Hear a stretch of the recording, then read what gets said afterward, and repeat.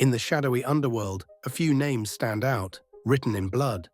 From ruthless cartel kingpins to merciless mafia dons, these are the gangsters who left a trail of bodies and terror across decades. Welcome to Gangland Chronicles.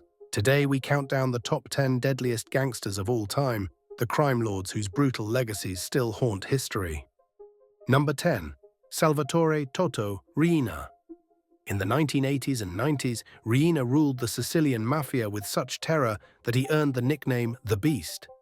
As the Capo dei Capi of Cosa Nostra, he orchestrated a bloody campaign against both rival mobsters and the Italian state.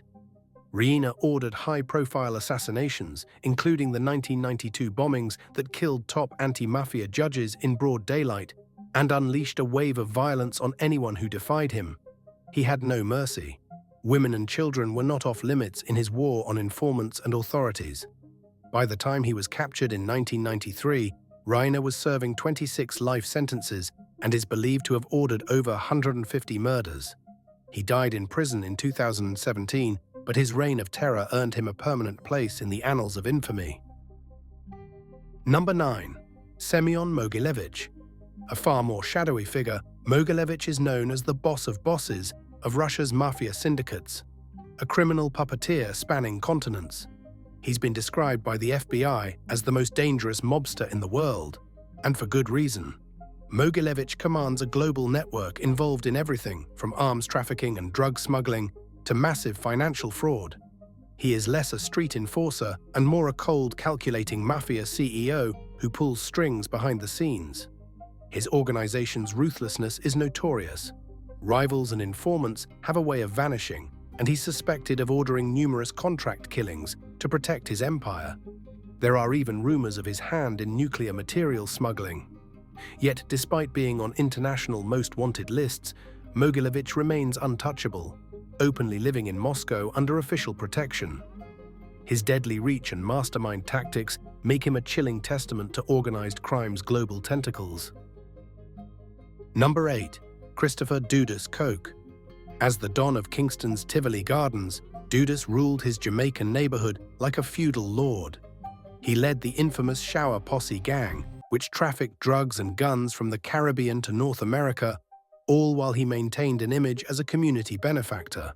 Locals dubbed him president for providing food and schooling, but this benevolence masked a regime of fear.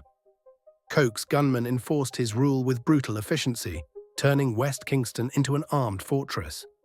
In 2010, when authorities finally moved in to arrest him, the neighborhood became a war zone, a pitched battle between Coke's militia and Jamaican security forces that left at least 73 people dead over several days. Eventually captured and extradited to the US, Dudus is now behind bars, but not before proving he could hold an entire city hostage. His reign showed how a gangster could be seen as a folk hero by some and a terrorizing killer by others. Number 7. Raymond Shrimp Boy, Chow. Don't be fooled by the innocent nickname. Shrimp Boy was a ruthless Chinatown crime boss who led a double life. A former triad member from Hong Kong, Chow rose to become the Dragonhead, leader of an organized crime group in San Francisco's Chinatown known as the Gi Kung Tong. By day, he posed as a reformed community leader, smiling for photos at charity events. By night, he was orchestrating drug trafficking, money laundering, and ordering hits on those who challenged him. In 2006, Chow solidified his power by arranging the cold-blooded murder of his mentor and predecessor, Alan Leung. The hit was brazen, gunning down Leung inside his business, and it cleared Chow's path to the throne. Later busted in an FBI sting, Shrimp Boy was convicted on 162 criminal counts, including murder and racketeering. Today, he's serving a life sentence with no chance of freedom, a fate that underlines the deadly heights to which this little gangster climbed. Number 6. Matteo Messina Denaro. Nicknamed Diabolic, he was Italy's most wanted mafia fugitive for 3 decades, a Sicilian boss who reveled in carnage. Messina Denaro was a protege of the old Corleone crime family and helped orchestrate some of Cosa Nostra's worst atrocities. He played a role in the 1992 assassinations of anti-mafia judges Giovanni Falcone and Paolo Borsellino, and in 1993 he waged a terror campaign by bombing cultural sites in Rome, Milan, and Florence, killing 10 people and injuring dozens in a bid to intimidate the Italian state. His cruelty was legendary. He once kidnapped the 12-year-old son of a turncoat, held the boy hostage for 2 years, then murdered him and dissolved the body in acid to prevent a burial. In another vengeful act, Messina Denaro strangled a rival boss's pregnant girlfriend, killing her and her unborn child. He even boasted that he could fill a cemetery with his victims, a claim horrifyingly credible given his record. For 30 years, he evaded capture until his luck ran out in 2023, when Italian police finally arrested him at a clinic in Palermo. Even among Mafia bosses, Diabolic's bloody legacy of terror stands out as especially nightmarish. Number 5. Dawood Ibrahim. Once a street thug in Mumbai's slums, Dawood rose to become India's most notorious crime lord, transforming his Gang D company into a multinational empire of crime and terror. His syndicate's tentacles spread through narcotics trafficking, extortion rackets, illegal betting, and even Bollywood film financing. But Ibrahim's most heinous act was allegedly masterminding the 1993 Bombay bombings, 13 coordinated blasts that killed 257 people across Mumbai in a single horrific day. This attack, motivated by communal revenge, marked one of the deadliest terror incidents in India's history and showcased Dawood's lethal reach. Branded as India's Osama of the underworld, he has since been linked to militant organizations and was declared a global terrorist by the US government. For decades, Dawood has evaded law enforcement. He's believed to be hiding in Pakistan under high-level protection, thumbing his nose at international warrants. With a mix of underworld savvy and terrorist ferocity, Dawood Ibrahim remains a dangerous enigma, a man who blurred the line between organized crime and all-out terrorism. Number 4. Joaquin El Chapo Guzman. The diminutive nickname, Shorty, belies the towering impact of this Mexican drug lord. As co-founder and boss of the Sinaloa cartel, El Chapo became the world's most notorious drug trafficker since Escobar, flooding the United States and beyond with cocaine, heroin, and meth.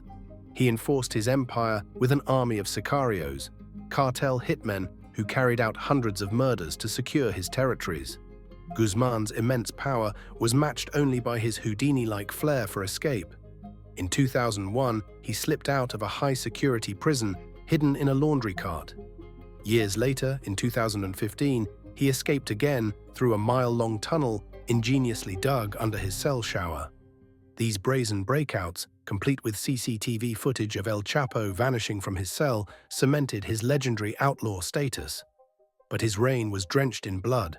Brutal massacres of rival gangs, assassinations of officials, and violent battles with the Mexican state. In 2016, after a worldwide manhunt, El Chapo was captured for the final time. Today he sits in a US supermax prison under a life sentence, his escape tricks exhausted, yet his cartel's brutal legacy endures in Mexico's ongoing drug war. Number 3. Al Capone. Perhaps the most famous gangster in American history, Capone ruled Prohibition-era Chicago with a mix of charisma and ruthless violence. At the height of the Roaring '20s, his Chicago outfit was raking in tens of millions from bootlegging, illegal casinos, and speakeasies, and leaving a trail of bodies in its wake as rival gangs fell to Tommy guns. Capone built an empire on fear. He bribed cops, judges, and politicians, and had hitmen at his beck and call. His most notorious act of terror was the 1929 St. Valentine's Day massacre, when 7 members of a rival gang were lined up against a garage wall and machine-gunned to death in broad daylight. The slaughter shocked the nation and cemented Capone's legacy as the era's reigning crime boss. Ironically, the man dubbed Scarface and Public Enemy #1 had a public side, schmoozing with reporters and donating to charity, but that was a thin veneer over his brutality. In the end, it wasn't bullets that brought Capone down, but accountants. He was convicted of tax evasion in 1931. Syphilis and prison time would finish what gangland wars couldn't. Al Capone's reign was relatively brief, but its bloody lore still defines the image of an American gangster to this day. Number 2. Pablo Escobar. The Colombian king of cocaine built a narco empire that in the 1980s turned Colombia into a battleground. As leader of the Medellin cartel, Escobar at one point supplied 80% of the world's cocaine and graced the Forbes billionaires list, but his wealth was matched by his staggering brutality. He was responsible for an estimated 4,000 killings, including judges, cabinet ministers, journalists, and over 500 police officers who dared oppose him. Escobar pioneered the car bomb as a tool of terror in Colombia, detonating deadly explosions across Bogotá and Medellin. In 1989, he even blew up a commercial airliner just to assassinate an alleged informant, killing over 100 innocent people in the process. His reign introduced the world to plata o plomo, silver or lead, meaning he would bribe officials with vast wealth or murder them if they refused. To many poor Colombians, Escobar styled himself as a Robin Hood, building housing and football fields, but this public goodwill was always paid for in blood. By 1991, he was so bold he built his own luxury prison, La Catedral, to serve a negotiated sentence, and then escaped when the pressure mounted. The manhunt that followed was relentless. In December 1993, after years of manhunts and mayhem, Escobar was finally cornered on a rooftop in Medellin and fell in a hail of bullets. His death marked the end of a chapter, but the myth of Escobar, part folk hero, part terrorist, still looms large over the drug world. Number 1. Ramon Arellano Felix. Of all the gangsters to ever live, few matched Ramon's ferocity and body count. As the enforcer and most feared member of Mexico's Tijuana cartel, Arellano Felix organization, Ramon unleashed unprecedented brutality in the 1990s. He has been called the most prolific murderer in modern Mexican history, and his exploits show why. Tijuana became a slaughterhouse under his reign. Police chiefs, judges, journalists, even innocent women and children were gunned down on his orders. Ramon recruited the spoiled heirs of wealthy families into his ranks, forming a crew of narco juniors who killed for kicks as much as business. His cruelty defied comprehension.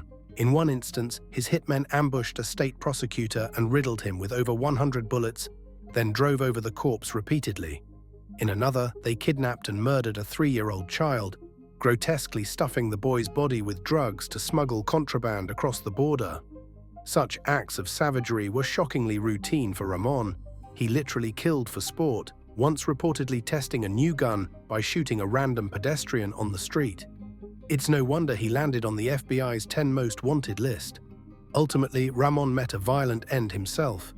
In 2002, he drove into a police roadblock in Mazatlan and died in the ensuing shootout.